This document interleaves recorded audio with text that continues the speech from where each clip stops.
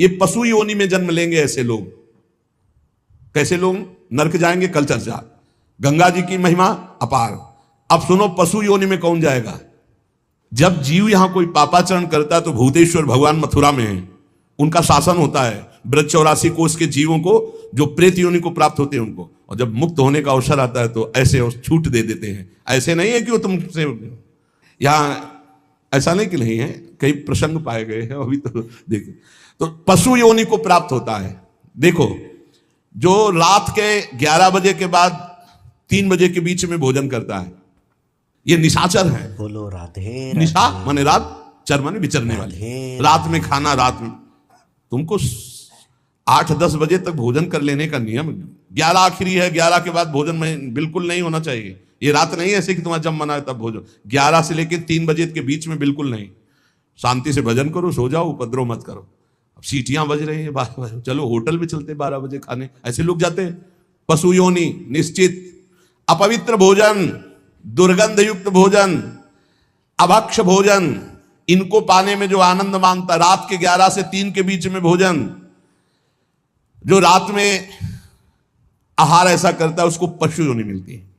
जो दूसरों का धन चोरी करता है, जो विद्वान बन करके दूसरों की वंचना करके धन को लूटता है, जो अपने कर्तव्य कार्यों से अनभिज्ञ होकर मनमानी आचरण करता है, जो समयोचित सदाचार का ज्ञान नहीं रखता, वो मूर्ख पशु योनियों को प्राप्त होता है। जो हिंसक स्वभाव का है, जो अपने परिवार वालों को पीटता है, गाली गलौज, थोड़ी सी संपत्ति के लिए मारपीट, ऐसी लड़ाई झगड़ा, कलहप्रिय, कायर, कुत्ते की योनि को प्राप्त होता है। लिखा हुआ है वो कुत्ते की योनि को प्राप्त होता है। जो थोड़े से हिस्सा के लिए भाई बंधुओं को मारपीट, कलह, लड़ाई झगड़ा, इस तरह का व्यवहार, हिंसक स्वभाव, क्रूर स्वभाव, इनको कुत्ते की योनि प्राप्त होती है। जो चंचल स्वभाव, देखो कुछ ना कुछ करते जा, बैठे तो पैर हिला रहे, वो मतलब शांत नहीं रह सकते, उनके शरीर में वाइब्रेट होता रहता है। वाइब्रेट जैसे मोबाइल नहीं झंझनाता रहे, वो झंझनाते रहे। सुन लो भाई क्या बनोगे। और जो दूसरे के भोजन के लिए लालायित रहता है, कहां से निमंत्रण आ जाए, कैसे हो जाए, क्या व्यवस्था बन जाए, सुनो। और जब चलता है ना तो बेढंगे ढंग से चलता है, बेढंगे ढंग।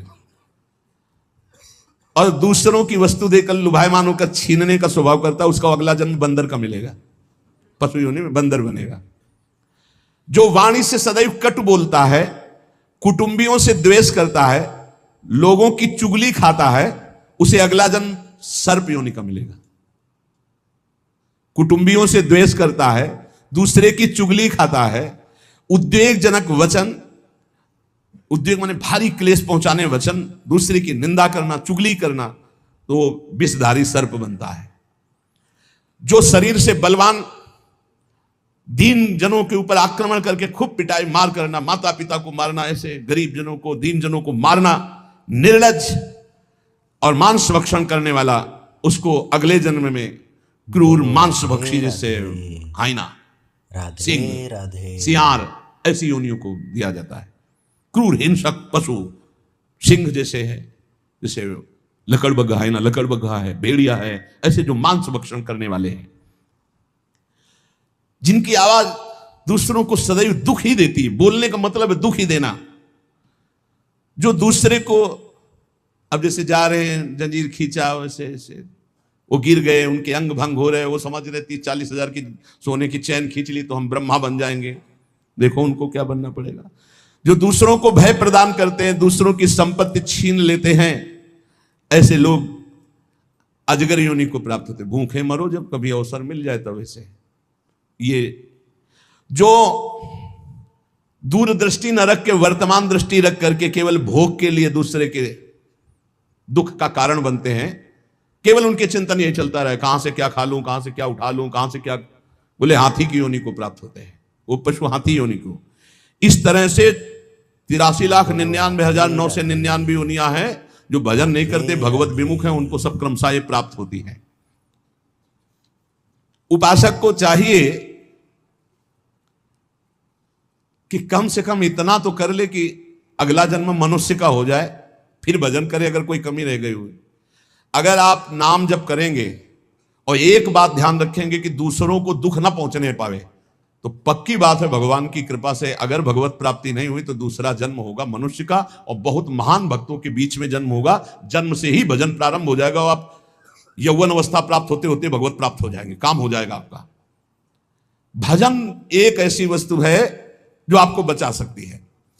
अब इसमें कह रहे हैं कि जैसे आप भजन मार्ग में लगे हुए हो और आपको कोई गाली दे रहा है, आपने पलट के गाली दे दी तो आपका भजन क्षीण हो जाएगा। इसलिए भजन को बचाने के लिए कह रहे अकार्पण्यमपारुष्यम संतोषा सर्दधानता, ये ब्रह्म ऋषियों की बातें हैं, बहुत काम की बातें हैं। अनुसूया गुरो पूजा दया भूतेश्व पैशुनम सद्वीरेश दमः प्रोक्तो ऋषि शांत बुद्धि भी। राधे। अकार्पण्य माने उदारता। भजन किससे बचेगा? उदार बुद्धि।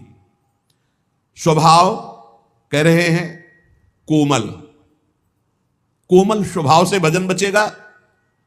संतोष वृत्ति से भजन बचेगा। गुरु इष्ट पर श्रद्धा वृत्ति से भजन बचेगा।